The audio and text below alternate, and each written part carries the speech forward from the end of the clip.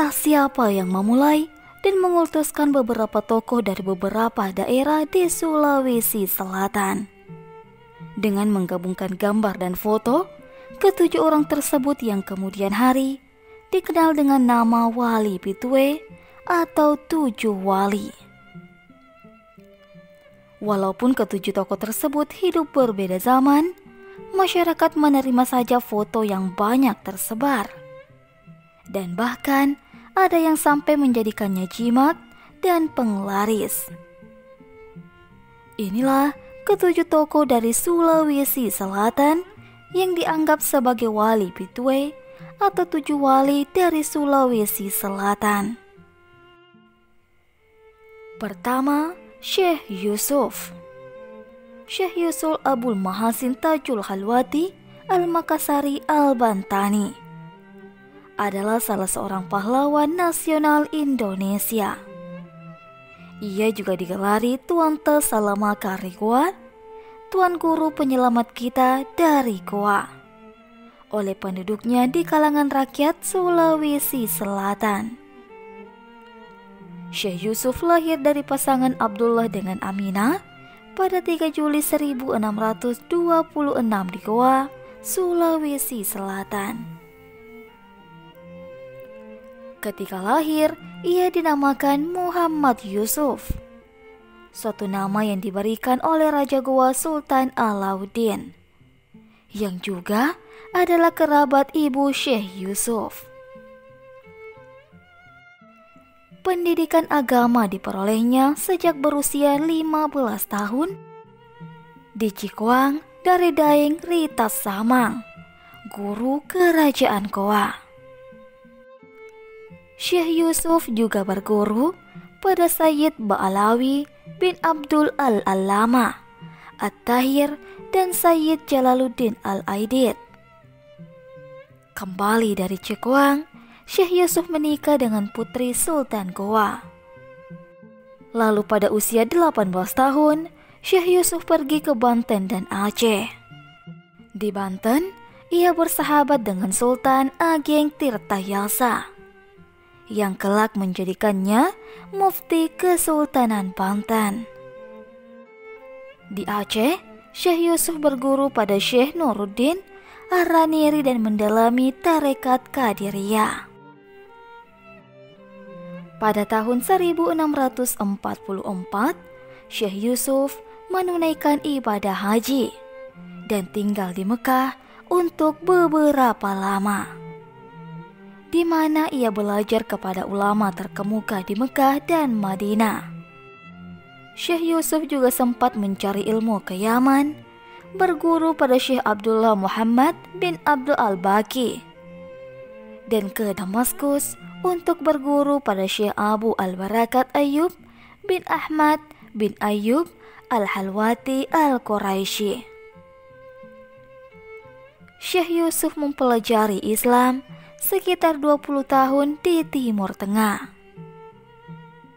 Ketika Kesultanan Goa mengalami kalah perang terhadap Belanda pada tahun 1667, Syekh Yusuf pindah ke Banten dan diangkat menjadi mufti di sana. Pada periode ini, Kesultanan Banten menjadi pusat pendidikan agama Islam, dan Syekh Yusuf memiliki murid dari berbagai daerah, termasuk 400 orang dari Makassar yang dipimpin oleh Ali Karaeng Bisai. Ketika pasukan Sultan Ageng dikalahkan Belanda tahun 1682, Syekh Yusuf ditangkap dan diasingkan ke Sri Lanka pada bulan September tahun 1684. Di Sri Lanka, Syekh Yusuf tetap aktif menyebarkan agama Islam, sehingga memiliki murid ratusan, yang umumnya berasal dari India Selatan. Salah satu ulama besar India, Syekh Ibrahim Ibnu Mi'an, juga pernah berguru pada Syekh Yusuf. Melalui jamaah haji yang singgah ke Sri Lanka, Syekh Yusuf masih dapat berkomunikasi dengan para pengikutnya di Nusantara. Sehingga akhirnya oleh Belanda, ia diasingkan ke lokasi lain yang lebih jauh, Afrika Selatan, pada bulan Juli tahun 1693. Di Afrika Selatan, Syekh Yusuf tetap berdakwah dan memiliki banyak pengikut. Syekh Yusuf meninggal di Cape Town, Afrika Selatan pada tanggal 23 Mei tahun 1699 dan dimakamkan di sana. Pada perkembangan selanjutnya, jenazah Syekh Yusuf kemudian dipindahkan ke goa atas permintaan Raja Goa Sultan Abdul Jalil dan dimakamkan kembali di Lakyung pada April tahun 1705.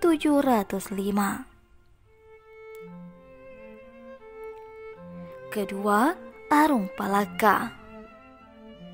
Arung Palaka bergelar Latan Ritata Taunru Tori Sompai Peta Malampi Gemekna dan Serang Toapatun Rupa Duka Sultan Sa'aduddin. Arung Palaka Latan Ritata lahir di Lamata, Mario Riwawo Sopeng pada tanggal 15 September tahun 1634 sebagai anak dari pasangan Laput Tobuna, Arung Tanah Tengah, dan istrinya Witen Risui, Datuk Mario Riwawo, anak dari Laten Rirua Paduka, Sri Sultan Adam Arung Pone Bone. Arung Palaka pertama kali menikah dengan Arung Kaju, namun akhirnya mereka bercerai. Selanjutnya, ia menikah dengan Sira Deng Talele Karaeng Bala Jawa pada tanggal 16 Maret tahun 1668. Sebelumnya, istri dari Karaeng Bonto Maronu dan Karaeng Karunrung Abdul Hamid. Pernikahan ini pun tidak bertahan lama dan keduanya bercerai pada tanggal 26 Januari tahun 1671. Untuk ketiga kalinya, ia menikah Wetan Ripau Ada Sanga, Datuk Riwatu, Datuk Sopeng, di Sopeng pada tanggal 20 Juli tahun 1673. Istri ketiganya ini adalah putri dari Laten Ribali Biawe, Datuk Sopeng, dan sebelumnya menjadi istri Le Suni, ada Tuang Sidenreng.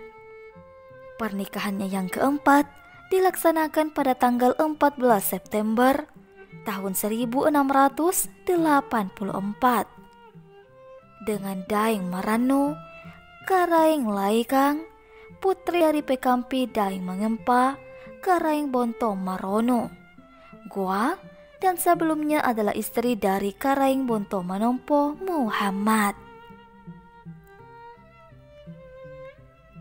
Takluknya Bone kepada Goa membuat Arung Palaka dan keluarganya dijadikan tawanan. Sejak umur 11 tahun, ia sudah merasakan bagaimana pedihnya hidup tanpa kebebasan. Meski demikian, perlakuan keluarga Kesultanan Goa terhadapnya tidak terlalu buruk. Arung Palaka dan keluarganya dijadikan pelayan di kediaman Perdana Menteri Goa, Karaeng Patinggaloang. Namun Patinggaloang tetap menaruh respek kepada keluarga Arung Palaka. Dan Arung Palaka pun tumbuh menjadi seorang pemuda cerdas dan gagah di bawah bimbingannya. Akhir tahun 1660, dibantu beberapa mantan petinggi Kesultanan Bone yang masih setia, Arung Palaka melancarkan serangan terhadap Goa dan berhasil membebaskan orang-orang Bone yang ditawan dan dipekerjakan paksa di Goa. Untuk meraih kemenangan melawan Goa, ia belum sanggup lantaran armada militer Goa masih terlalu kuat, bahkan membuatnya kian terdesak. Arungpalaka pun terpaksa melarikan diri karena menjadi target utama pasukan Goa yang mencarinya sampai ke Buton. Di saat yang sama, VOC datang menawarkan bantuan. Kondisi ini sebenarnya dilematis bagi Arungpalaka. Di satu sisi, ia muak dengan ambisi VOC. Namun di sisi lain, ia memerlukan dukungan kaum penjajah itu jika ingin menuntaskan dendamnya, sekaligus menjadikan Bone sebagai pemerintahan yang berdaulat tinggi. Akhirnya pada tahun 1663,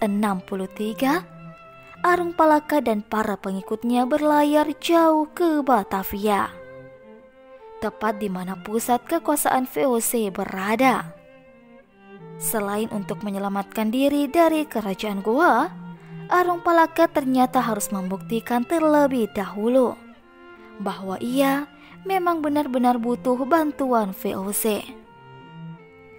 Setelah 3 tahun membantu VOC, saatnya tiba bagi Arungpalaka untuk menuntaskan dendam, sekaligus merebut kembali wilayah Bone yang dikuasai Goa.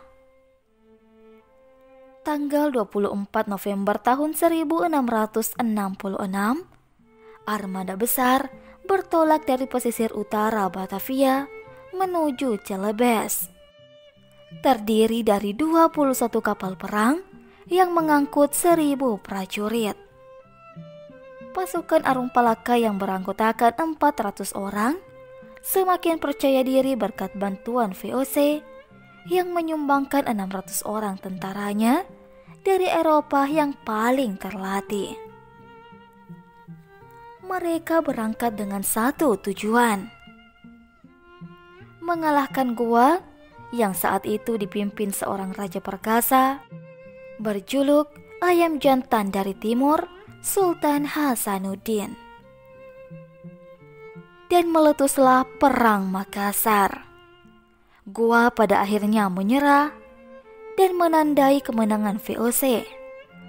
Dan Arungpalaka, walaupun selama beberapa tahun berikutnya, serpihan pasukan Goa masih melakukan perlawanan. Pada 1672, Arungpalaka dinobatkan sebagai Sultan Bone. Ia memang hanya menuntut haknya kembali sebagai pewaris tahta Bone, sekaligus membebaskan Bone dari penguasaan Goa dan membalaskan dendamnya, meskipun dengan cara yang tidak bisa memuaskan semua pihak. Arungpalaka memimpin Kesultanan Bone selama 24 tahun atau sampai akhir hayatnya. Ia meninggal dunia pada 6 April tahun 1696 dan dimakamkan di Katangka Goa. 3. Lasinrang. Lasinrang merupakan salah satu pejuang Bugis asal Pinrang yang memimpin para pemuda di Kerajaan Sawito melawan Belanda. Lasinrang lahir di desa Dolangan, Pinrang pada tahun 1856. Kemudian ia dikenal dengan nama Petalolo Lasinrang. Lasinrang merupakan putra Latama Adatuang Sawito dan ibunya bernama Iraima merupakan keturunan rakyat biasa yang berasal dari Dolangang. Sejak lahirnya Lasinrang memang memiliki keistimewaan di mana dadanya ditumbuhi bulu dengan arah berlawanan, yaitu arah ke atas. Dalam perjalanan hidupnya, Lasinrang banyak mendapat bimbingan dan pendidikan dari pamannya, yaitu orang yang mempunyai pengaruh dan disegani serta dikenal sebagai ahli pikir kerajaan. Sehingga Lasinrang menjadi seorang pemuda yang cukup berwibawa dan jujur. Di waktu kecil, Lasinrang gemar menjambung ayam. Dari kegemaran ini, Lasinrang selalu menggunakan manuk baka, ayam yang bulunya berwarna putih berbintik-bintik merah, pada bagian dada melingkar ke belakang. Ayam jenis ini jarang dimiliki orang. Kegemaran menyambung ayam dengan manuk baka tersiar ke luar daerah, sehingga Lasinrang dikenal dengan julukan Baka Lolonal Sawito. Juga dapat diartikan sebagai pemuda berani dari Sawito. Julukan ini semakin populer di saat Lasinrang mengadakan perlawanan terhadap Belanda. Semasa berada di Sawito, Lasinrang gemar mencari gara-gara dengan kerajaan sekitarnya. Ia mengajak kerajaan kecil di sekitar Sawito untuk berperang. Dan apabila kerajaan tersebut tidak bersedia, maka ia menganggap kerajaan itu berada di bawah kekuasaan Sawito. Karena perilakunya itu, akhirnya diasingkan ke Bone. Baru setahun di Bone, terpaksa menyingkir ke Wajo karena membunuh salah seorang pegawai istana di Bone, yaitu Pakalawing Epukna Arungpone. Selama di Wajo, ia mendapat didikan dari Lajalenti putra Arungmatoa Wajo, yaitu Lakoro Arung Padali, yang bergelar Batara Wajo.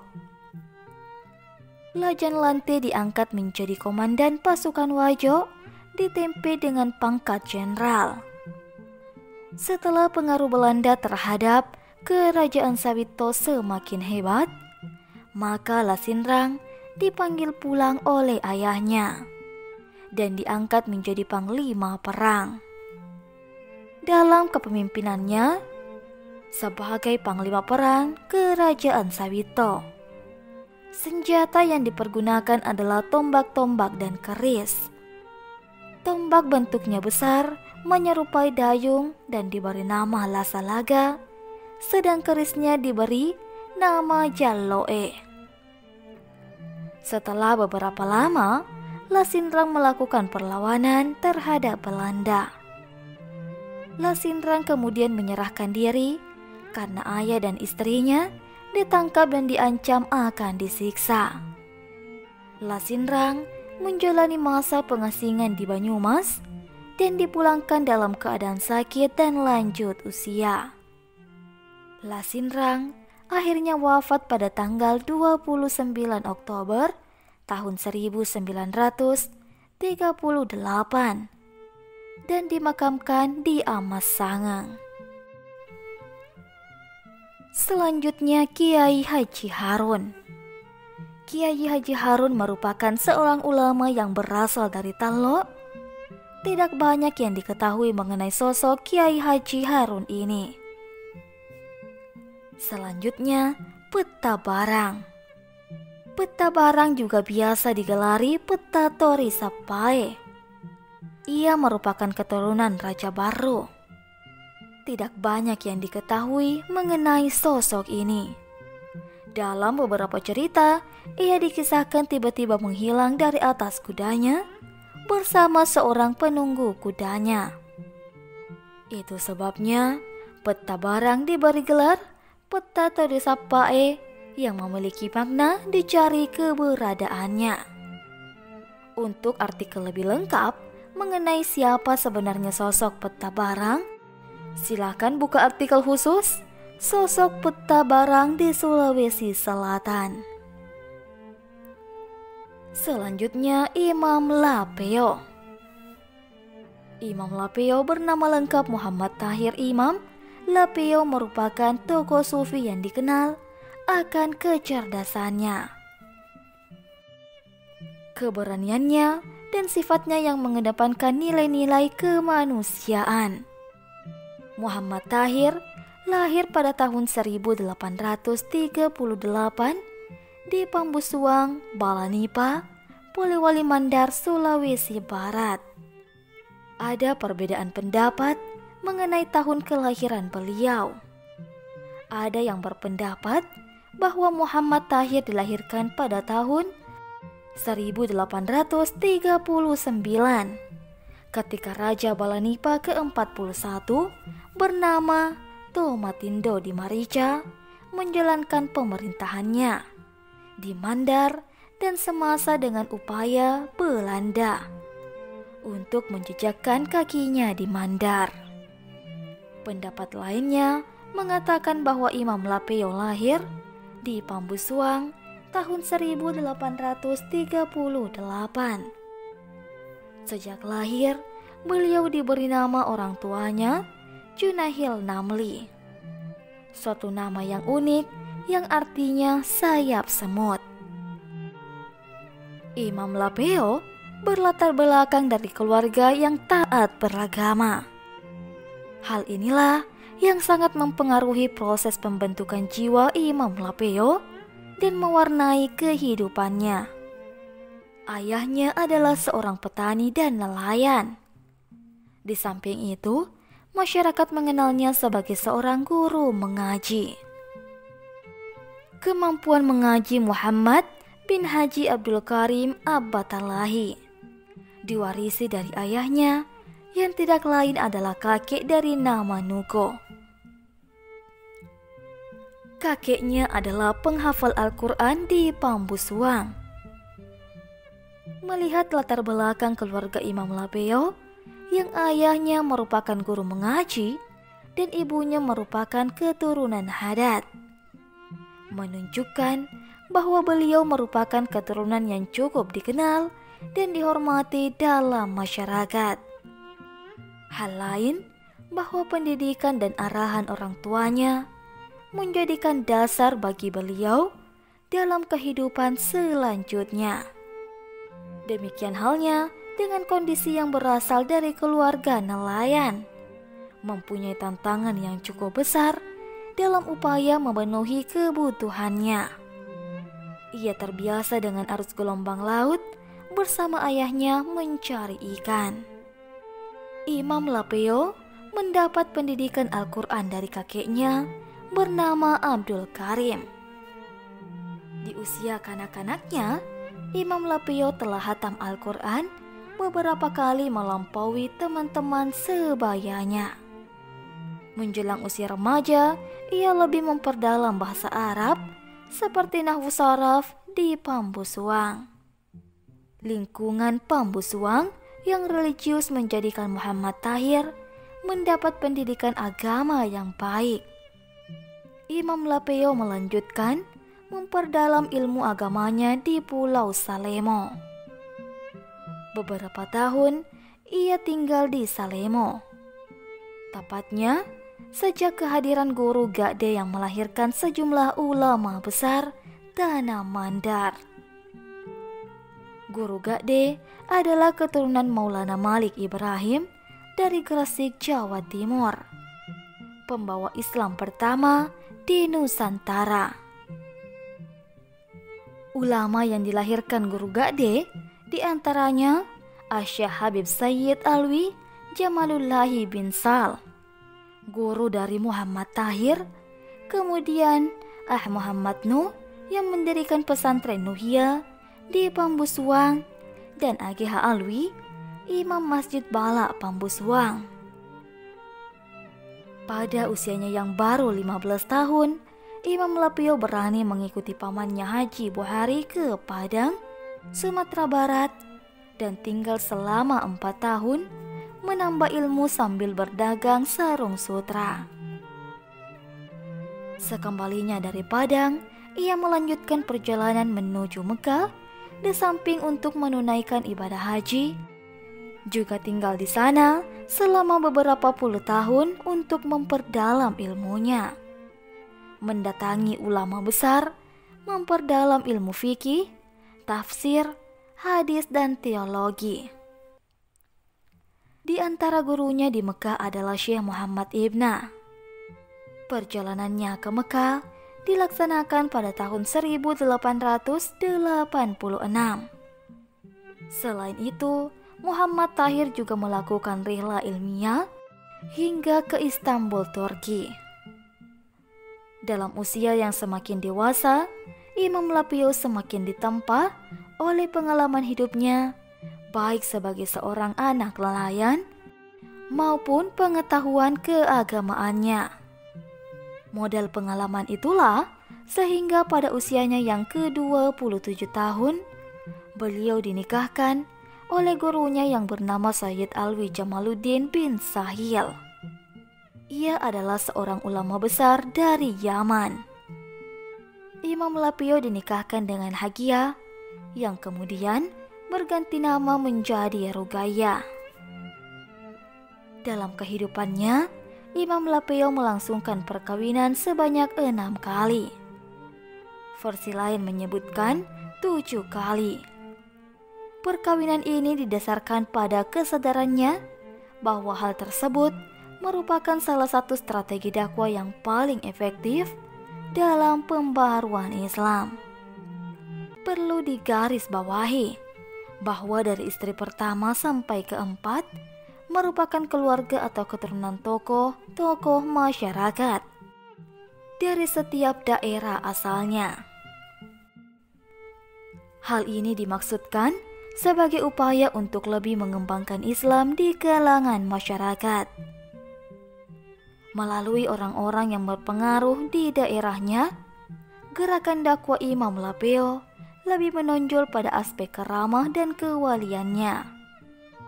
Hal itu sangat kuat mengakar pada masyarakat Mandar. Saat dakwah ke daerah Mamuju, ia diangkat menjadi kadi kerajaan Tapalang.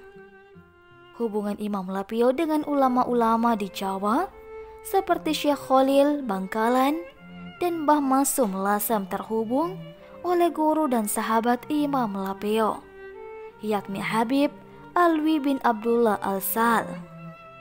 Masjid Nur Al-Taubah di Lapio adalah masjid yang dibangun oleh Imam Lapio. Oleh masyarakat Mandar disebut Masjid Lapio. Masjid itu dikenal dengan menaranya menyerupai arsitektur Istanbul. Imam Lapio adalah imam pertama di masjid di daerah Lapio ini. Ada sekitar 17 masjid yang tersebar di pesisir Sulawesi Barat yang pembangunannya diprakarsai Imam Lapio. Imam Lapio menebar keagungan Islam dengan jalan dakwah melalui lembaga-lembaga pendidikan. Proses pengentasan kebodohan masyarakat Mandar kala itu dilakukan dengan cara membuat pengajian-pengajian kecil. Tapi dari hari ke hari, lembaga pendidikan berlokasi di samping Masjid Nurut Taubah Lapio. Peran Imam Lapio tidak terlepas dengan karamah sufian yang ada pada dirinya. Misalnya, tangannya kebal terhadap api. Diceritakan selama belajar di hadapan Sayyid Alwi Al-Maliki, Imam Lapio juga bertindak sebagai penuntun unta terhadap gurunya dalam berbagai perjalanan. Saat sang guru Sayyid Alwi Al-Maliki bersama muridnya Imam Lapio melakukan perjalanan antara Mekah dan Madinah. Karena keamanan di jalan kurang terjamin, mereka singgah istirahat dan berkemah di jalanan. Ketika itu, sang gurunya mengetahui Imam Lapio mengisap rokok. Sang guru langsung mengambil rokok tersebut dari tangannya. Dan rokok yang terbakar ditekankan ke telapak tangan muridnya.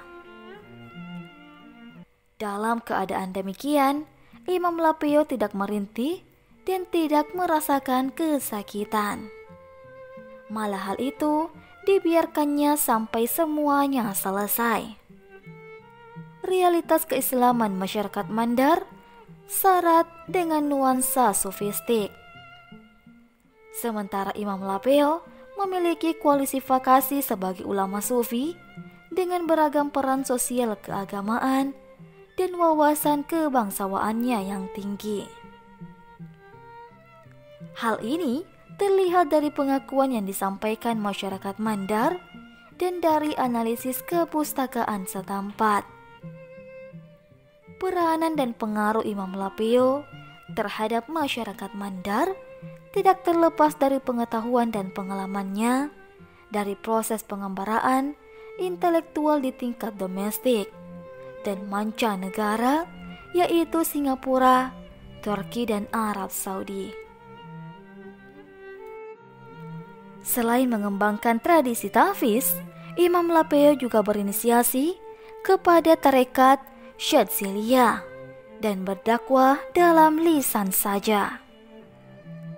Tipologi tarekat yang dianut Imam Lapeo lebih cenderung pada wawasan tasawuf moderat yang selalu mencari keseimbangan antara urusan duniawi dan urusan ukhrawi. Hal ini dibuktikan dengan peran aktif Imam Lapeo dalam takarub kepada Allah Subhanahu wa Ta'ala dan keterlibatannya dalam politik kebangsaan dengan ikut melakukan perlawanan terhadap kolonialisme Belanda dan Jepang. Modal sosial keagamaan ini menjadi pijakan masyarakat Mandar. Imam Lapeo bukan hanya ulama menjadi pejuang dalam usaha pembangunan Islam, tetapi juga seorang pejuang kemerdekaan. Beliau banyak tampil dalam berjuang melawan tentara Nica, terutama sewaktu berada di Mandar. Pengaruhnya Imam Lapeo terhadap masyarakat Islam di Mandar terlampau besar.